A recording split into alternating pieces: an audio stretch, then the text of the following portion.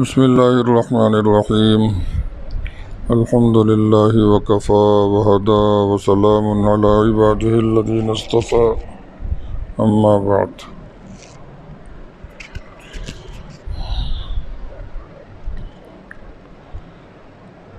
بات چل رہی تھی ایمان بالغیب اور اقامت صلاۃ کی۔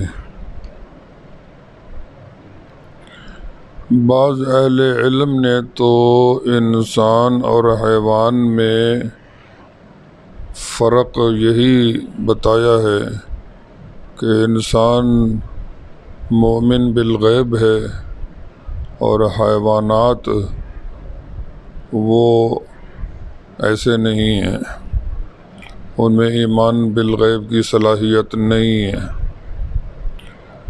تو انسان کی تعریف وہ یوں ہی کرتے ہیں کہ وہ حیوان جو غیب کو سمجھتا ہے، غیب کو مانتا ہے۔ بہرحال جب اللہ رب العزت کو اور غیبوں کے غیب کو مان لیا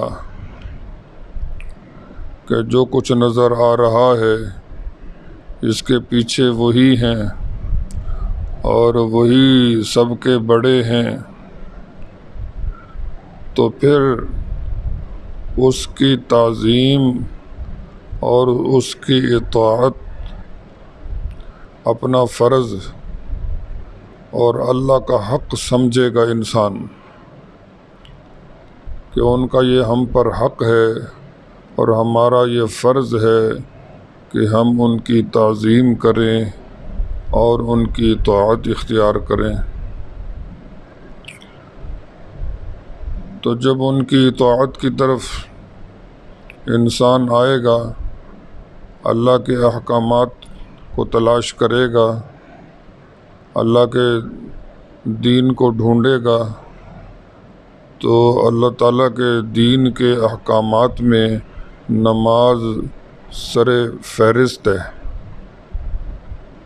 اللہ کو ماننے کے بعد پورے دین میں نماز سر فہرست ہے، جو سراسر تعظیم ہے اور عبادات بدنیہ میں سے اول نمبر ہے اور علامت اطاعت ہے۔ تو پھر انسان اقامت نماز پر آئے گا۔ یہاں اقامت نماز کا عنوان اختیار کیا گیا ہے، نماز کو قائم کرنا۔ تو اس کا مطلب یہ جیسے ظاہر نماز میں مشغول ہے، ظاہر نماز میں لگا ہوا ہے، باطن کو بھی نماز میں ہی لگانا، زبان پر جیسے اذکار ہیں اور اعضاء اعمال تعظیم میں مصروف ہیں، تو قلب و ذہن کو بھی انہی کی طرف لگے رہنا، لگانے کی کوشش کرنا، جیسے کہ نبی کریم صلی اللہ علیہ وسلم کا ارشاد مبارک ہے حدیث احسان میں، فرمایا ان تعبد اللہ کأنک تراہ، اللہ کی عبادت اس طرح کرو گویا کہ اللہ تمہارے سامنے ہے، تم اللہ کو دیکھ رہے ہو۔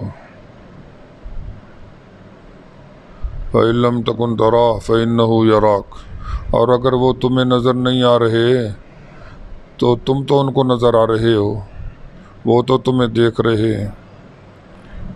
یعنی نماز میں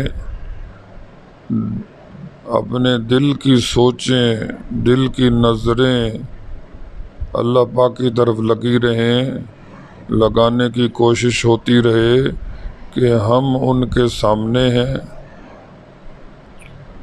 اور ان کو دیکھنا اس دنیا میں یہی ہو سکتا ہے سر کی آنکھوں کے ساتھ ان کو نہیں دیکھا جا سکتا، دل کی سوچیں ان کی طرف لگانا، دل کی نظریں ان کی طرف لگانا، اس دنیا میں اللہ کو یہی دیکھنا ہی ممکن ہے۔ تو نماز کو قائم کرنے کا مطلب یہ ہے کہ نماز کو ایسے طریقے سے پڑھنا کہ زبان کے ساتھ، اعضاء کے ساتھ، قلب و ذہن کو بھی اللہ پاک کی طرف لگا لینا۔ جیسے پہلے بھی عرض کیا جا چکا کہ اقامت کا معنی علماء کرام نے یہ بتایا ہے کہ نماز کو اس کے ظاہری باطنی شرائط و آداب کے ساتھ ادا کرنا، جو اس کے باطنی آداب ہیں ان کو بھی ملحوظ رکھنا، ان کو بھی ادا کرنا۔ بہرحال نماز پڑھنے کے ساتھ نماز کو بنانے، نماز کو صحیح کرنے اور نماز کو جاندار بنانے کی محنت کرتے رہنا ہے، تاکہ ہم نماز کو قائم کرنے والے بن جائیں اور اقامت صلاۃ ہمیں نصیب ہو جائے۔ یہ وہ کام ہے جس سے بہت غفلت ہو رہی ہے۔ اللہ کے بندے پڑھ بھی لیتے ہیں، گنتی پوری کر بھی لیتے ہیں، لیکن دل و دماغ کو اللہ کی طرف لگانا اور نماز کو دھیان والا بنانا، اس میں بہت کمی ہوتی ہے۔ تو جب انسان یہاں تک آ گیا اور اتنی ترقی انسان نے کر لی، تو یہ بہت بڑی ترقی ہے، تو پھر اس کے دل میں دنیا اور دولت دنیا کی عظمت اور محبت کا غلبہ نہیں رہتا۔ اس کے دل میں اللہ رب العزت کی عظمت ہوتی ہے اور اللہ پاک کی محبت کا غلبہ ہوتا ہے۔ وہ اللہ کی رضا اور اللہ تعالیٰ کی خوشنودی پر مال کو قربان کرتا رہتا ہے۔ اس لیے اللہ تعالیٰ نے فرمایا وَمِمَّا رَزَقْنَاهُمْ يُنْفِقُونَ، اور ہمارے دیے ہوئے رزق میں سے، ہماری دی ہوئی نعمتوں میں سے وہ خرچ بھی کرتے رہتے ہیں اللہ کو راضی کرنے کے لیے، اللہ تعالیٰ کو خوش کرنے کے لیے۔ تو اللہ کو ماننے کے بعد نماز کو قائم کرنا اور مال کو خرچ کرنا، دو چیزوں کا ذکر تو ان جملوں میں آ گیا۔ اس کے بعد اللہ فرماتے ہیں عمومی طور پر کہ صرف یہ دو چیزیں ہی نہیں، صرف یہی نہیں کہ نماز پڑھ لیتے ہیں، صرف یہی نہیں کہ وہ خیرات بھی کر لیتے ہیں، سخاوت بھی کرتے ہیں۔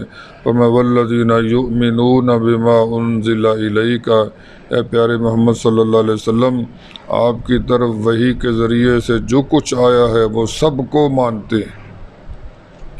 اس میں پورا دین شامل ہے، نماز کے علاوہ اور خیرات زکوٰۃ کے علاوہ اللہ تعالیٰ کے جتنے احکام، ان سب پر ان کا ایمان اور ان سب کو تسلیم کرتے ہیں۔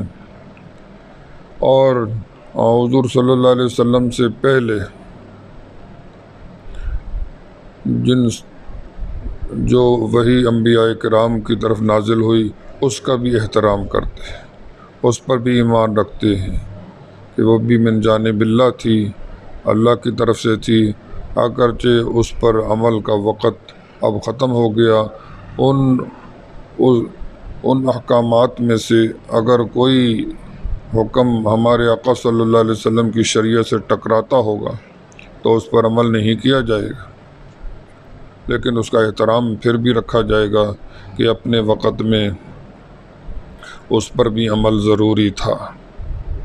وَبِالْآخِرَةِ هُمْ يُوقِنُونَ، اللہ پر ایمان، اقامت صلاۃ اور اللہ کی راہ میں مال خرچ کرنا اور اللہ کے پورے دین کو، تمام احکامات کو تسلیم کرنا، اس کے ساتھ ساتھ آخرت پر بھی وہ یقین کامل رکھتے ہیں کہ اللہ کے حکموں پر عمل کریں گے، اللہ کی بندگی کریں گے اور اللہ سے محبت کریں گے تو اس کا صلہ، اس کا بدلہ اللہ تعالیٰ آخرت میں عطا فرمائیں گے۔ وہ آخرت برحق ہے، وہ یقینی ہے۔ اللہ تبارک و تعالیٰ ہم سب پر رحمت فرمائے اور قرآن پاک سے بھرپور فیض حاصل کرنے والوں میں شامل فرمائے۔ وآخر دعوانا ان الحمد للہ۔